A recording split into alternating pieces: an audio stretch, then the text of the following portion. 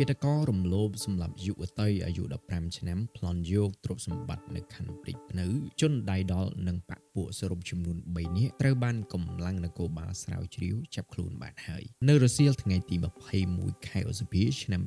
2025នេះយុវតីអាយុ15ឆ្នាំម្នាក់ត្រូវបានគិតករនិងបកពួកចាប់រំលោភរួចសម្លាប់យកទ្រព្យសម្បត្តិនៅក្នុងបន្ទប់ទឹកសាលាបឋមសិក្សាវត្តគ្រូស្ថិតនៅក្នុងវត្តចេស្តាឧត្តមហៅវត្តគ្រូផ្លូវជាតិលេខ5ភូមិគ្រួសង្កាត់សំរោងខណ្ឌព្រែកភ្នៅរាជធានីភ្នំពេញថ្លែងប្រាប់បណ្ដាញសង្គមសារព័ត៌មានលោកឧត្តមសេនីយ៍ឯកជួននរិនអគ្គស្នងការរងនឹងជាស្នងការនគរបាលរាជធានីភ្នំពេញបានអះអាងថាក្រោយទទួលបានព័ត៌មានភ្លាមលោកក៏បានដាក់បទបញ្ជាយ៉ាងម៉ឺម៉ាត់ឲ្យកម្លាំងនគរបាលជំនាញធ្វើការស្រាវជ្រាវបន្ទាន់ភ្លាម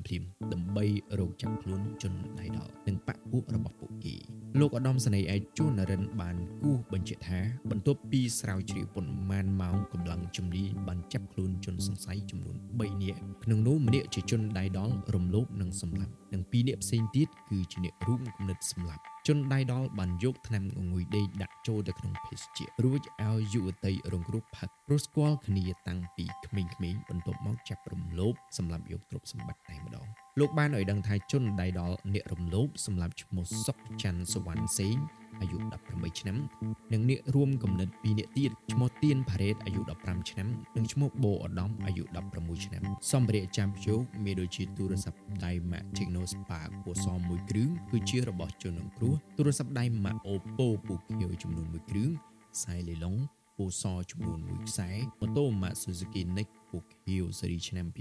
2025ពាក្យស្លាកលេខភ្នំពេញ 1CL 1190ចំនួន1គ្រឿងបច្ចុប្បន្នកងកម្លាំងជំនាញអធិការដ្ឋាននគរបាលខណ្ឌព្រែកភ្នៅកំពុងសាងសំណុំរឿងបញ្ជូនទៅអัยការអមសាលាដំបងរាជធានីភ្នំពេញដើម្បីចាត់ការបន្តតាមនីតិវិធីផ្លូវច្បាប់អញ្ចឹងបានថាប្អូនស្រីគួរតែមានការប្រុងប្រយ័ត្នកុំគិតថាម្នាក់នឹងយើងស្គាល់យូរហើយយើងស្គាល់តាំងពីក្មេងហើយយើងអាចទុកចិត្តបាន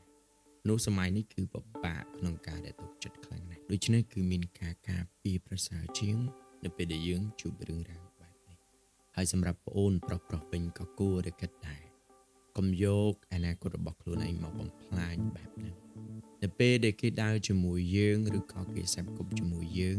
គឺគេទុកចិត្តយើងហើយអញ្ចឹងកុំឲ្យអាទំនុកចិត្តមួយហ្នឹងមកបំផ្លាញ